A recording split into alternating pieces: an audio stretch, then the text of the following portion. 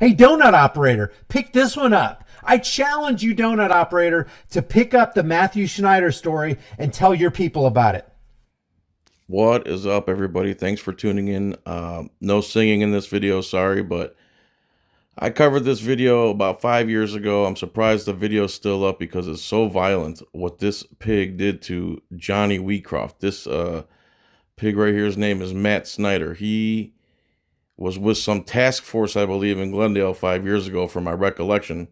And they were basically just out hunting humans, and they targeted this one family of mother, father, and son, Johnny Wheatcroft. And they pull around the corner as they're trying to park at a motel. And they pull up and say immediately, "Oh, turn signal, man, turn signal. Where you guys going?" They start opening their doors, asking Johnny Wheatcroft for ID. So they lie about the turn signal. It's on video, been proven over and over. And they ask him for ID. He's like, "What do you need my ID for?" And then they immediately start getting violent, pulling him out of the car. His kid's screaming, his wife are screaming, or whoever she is. And he's strapped into the seatbelt to the point where they're dragging him, pulling him while he's bound down with the seatbelt, that this kid has to unbuckle the seatbelt. They take him down. Several cops are manhandling him, at the least punching him, probably kicking him. I believe one of the charges was him kicking him. And just for the coup d'etat, this pig right here pulls down the guy's pants and electrocutes him right in his sack. They say groin, but they're talking about a sack. This is a disgusting pig right here. So finally, after, I believe it took 2 years just for it to get investigated because of an actual good mainstream media reporter, I forgot his name. I should link Here's the Deal's channel too.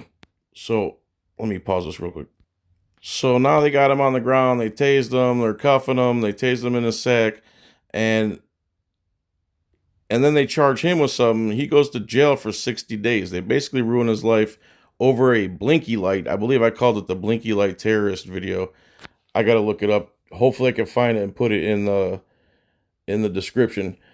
So finally it goes to court, and the judge feels bad for this cop right here who thought it would be okay to pull a man's pants down in front of his family and electrocute him in his sack. But the judge feels bad that she has to convict him of disorderly conduct, when if it was any one of us, not with the costume, if it wasn't one of us, if it was one of us and not one of these sovereign citizen cops, we'd be in jail from day one. He's never done any time. He pled to disorderly conduct, and the judge felt so bad for him. I'm going to play the audio here in a minute. And she felt so bad of all the things he's had to go through and how he lost his career. Does she feel bad for the guy whose life he ruined, sent him to jail for 60 days? Who knows what ripple effect that had in his life? No. The sovereign citizen judge and the sovereign citizen pig right here, they understand each other's plight of how it's us versus them, the government versus the people. And I'm sorry this little peon has caused this much trouble in your life. You should have been able just to violate him, electrocute him, not follow the law, violate your oath, and get away with it. So, again, for 2 years, I think it went under the radar until mainstream media journalists requested the FOIA the body cam footage. Anyway, you're about to hear some disgusting stuff. This guy only got charged with disorderly conduct and a $115 fine, no probation, no jail time, no nothing. And he'll probably get rehired again as a cop somewhere. Again, this is disgusting. So thanks for listening to me babble. Here is the audio of the judge and the cop. Just makes you want to hurl.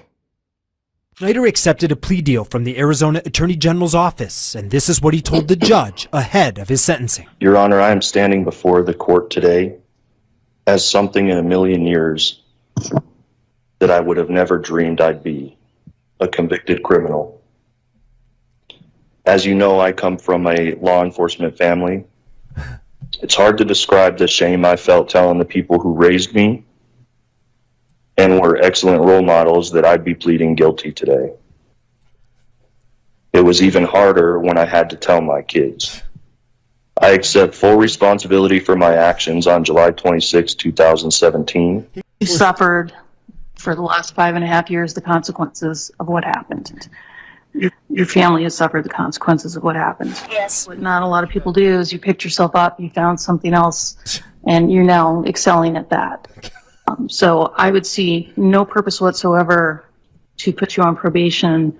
I see what's happened in the last 5.5 years and the loss of your career as a very severe punishment that's already happened to you. Schneider was originally facing 3 felony aggravated assault charges. Again, his plea deal is for a single misdemeanor disorderly conduct charge. No jail, no probation. But Judge Starr did order Schneider to pay fines and fees, totaling $115. And that's going to be my sentence. I think it's time for everybody to move on.